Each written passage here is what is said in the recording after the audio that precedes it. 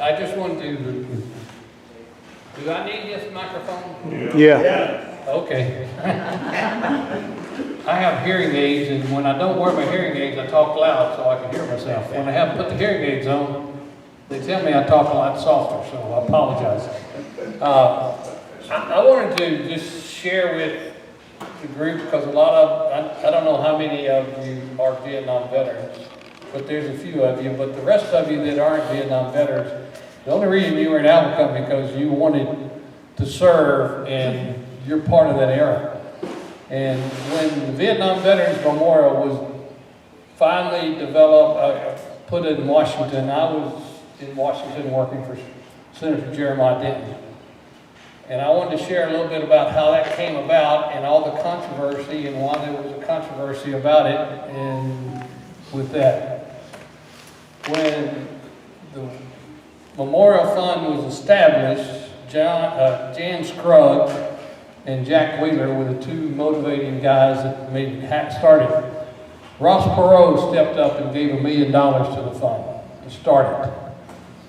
And they had a contest to design the memorial. And the rules for the contest were you had to have a scale model of your entry, and the other part of the rule was that all 55,000 names had to be on the memorial.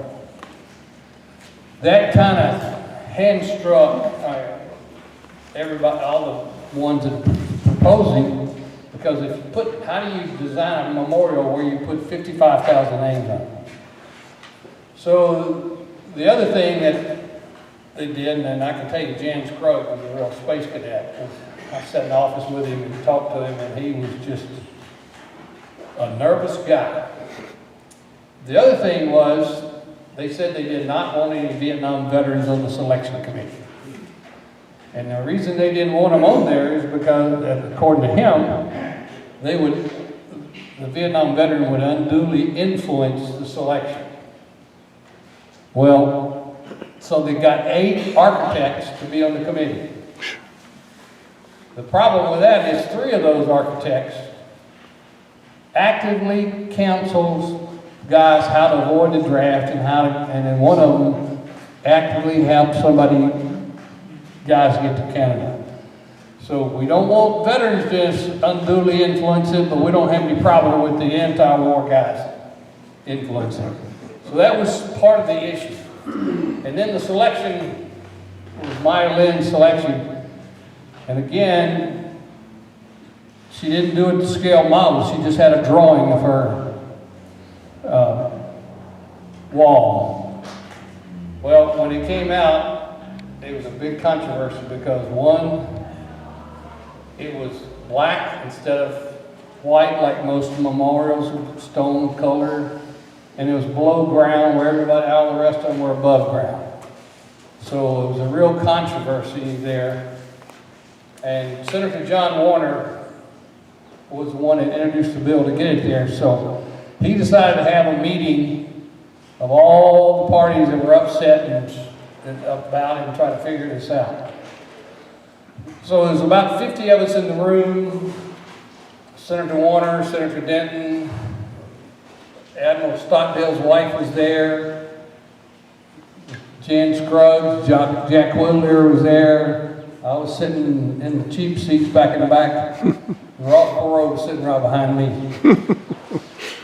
So they were sitting there, and somebody said, "Hey, there's not even a flag on the memorial." And one of the architects says, "Well, we don't want some stringy object on the memorial." Well, the room erupted when he said that, as he referred to the flag as some stringy object. And then Jan Scruggs said, "Look, we just don't want to make a political statement."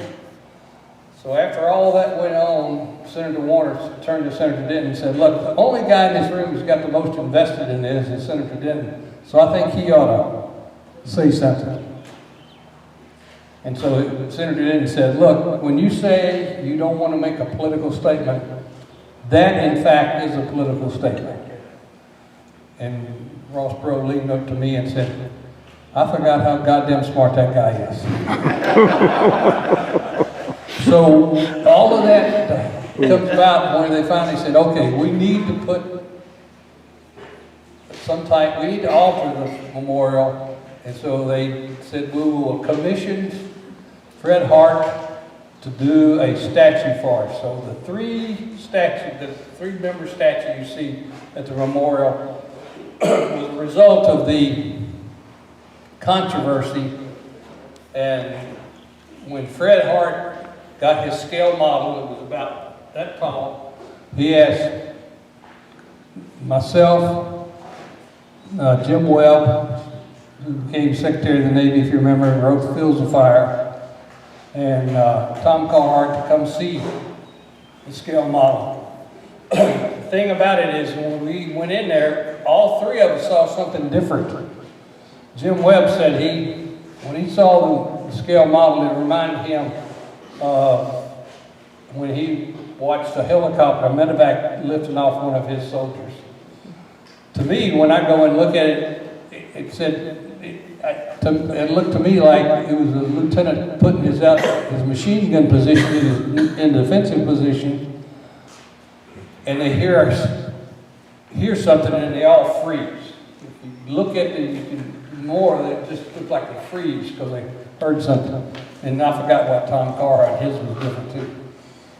So they commissioned to have Fred do that, and so now the memorial has the wall and it has the statues, which I think probably brings it all. But the fact is, the big thing is, they just had to have the 55,000 names, and that kind of really drove what kind of memorial we had. So I wanted to share that with you. And the other thing I wanted to share with you is the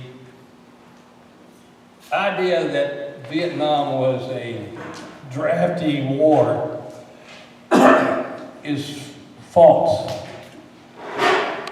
During World War II, everybody thinks that the men just rushed down to join. Well, that's not true.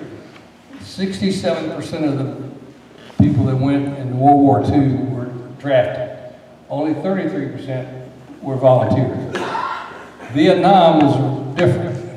In the Vietnam War, there were 67% volunteers and only 33% drafted. So Vietnam was not a draftee war. It was just a war that had a lot of different complex things going on. And so as a result, ideas and political things got involved. So I just want to share that with you. And can I introduce my son now, Jim? Okay. Now I want to let my son, I commissioned that box, bourbon box, and I want to encourage all of you to buy as many raffle tickets as you can, because somebody's going to go home with a really nice bourbon box. And so I guess we're drawing after. Saturday.